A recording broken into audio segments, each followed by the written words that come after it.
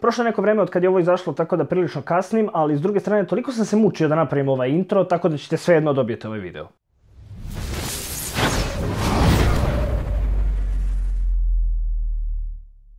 Dobrodošli na kanal Štreber Videos, moj ime je Marko Jakić i danas pričamo o drugom delu Arrowverse eventa Crisis on Infinite Earths, o posljednje dve epizode koje su izašle nakon ove godine.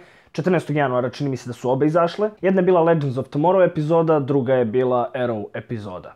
I u suštini sve što sam ja rekao u prvom delu ovog videa, koji možete pogledati klikom negde ovde, stoji i dalje. Međutim, ove posljednje dve epizode su se malo više osjećale kao guilty pleasure nego ove prethodne, jer prosto bilo je nekih više fan service momenata i generalno bolje je nekako sve to izgledalo. Valjda zato što se bliži kraju, priča se bliži kraju i onda su verovatno veći resursi su nekako bili upereni ka tome. Ali opet, nisu ove posljednje dve epizode popravile sve. Što se tiče cool momenata, mislili smo da će Luciferov cameo biti onako vrhunac svega toga. Međutim, Ezra Miller se pojavljuje kao DC Extended Universe Flash. I nebitno, kratka je scena, nije sad to neka scena koja je promenila bilo šta. Baš je ubačena onako kao full fan service, ali i dalje bilo jako lepo vidjeti je. I ljudi su želeli da vide Grant Gustina i Ezra Millera u istoj sceni i dobili su to. Da li će se Grant Gustin pojaviti kasnije u filmskoj verziji, pitanje je, ja sumnjam.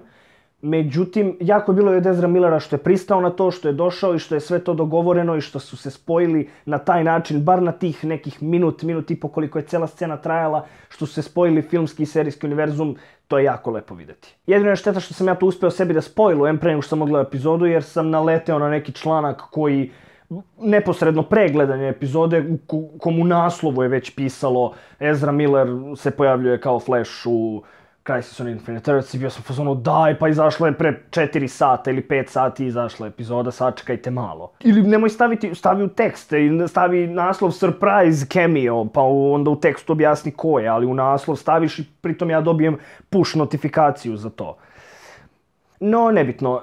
Ne želim mnogo ni da dužim u ovom eventu. Ono čega mi je žao, ovo je, koliko sam ja razumeo, oprost Stephena Amella od uloge Oliver Queena i njegova Spektra nije mnogo toga dobila da uradi. Mislim, imao je on jako je bitan deo priče bio on i jako bitan deo razrešenja priče. Međutim, opet mislim da je to, kada ga ubiješ 3 put u jednom eventu, to onako polako malo počne da gubi smisao, jer prvi put smo se emotivno oprostili od njega, drugi put smo se oprostili od njega i onda se treći put se ponovo opraštamo od njega. U redu je, dosta je. I još nešto, kad se radi fan service, mora negde da se ima neka granica. Ja verujem da su svi hteli da čuju njega you have failed this, pa ubaci reč tu.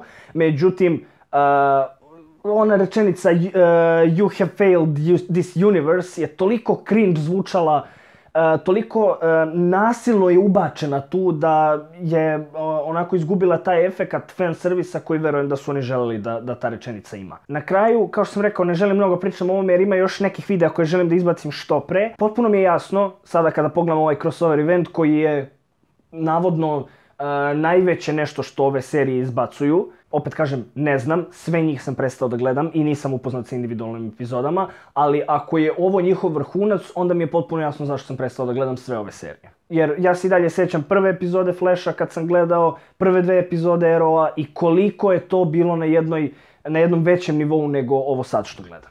Bez obzira što je ovo sad epskije, što su priče veće, ulozi su veći, ali sve je to nekako. Sad zvučim kao onaj matorac sa štapom, kao sve je to moje vreme bilo bolje. Ali zaista smatram da su te neke početne sezone tih serija bile mnogo bolje nego ovo danas što gledamo. S druge strane, izmamilo mi osmeh na lice nekoliko puta, taj geeky osmeh uživajući, tako da, zato kažem, više mi je bilo ovo guilty pleasure nego što sam bio razočaran time što sam pogledao, tako da potpuno razumem i ljude koji ovo i dalje gledaju, ali opet zaključujem ovaj video kao što sam zaključio i video za prethodni crossover Elseworlds, ovo više jednostavno nije za mene.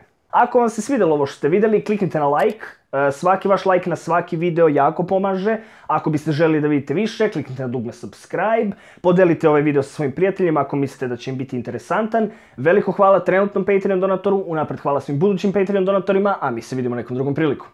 Ćao!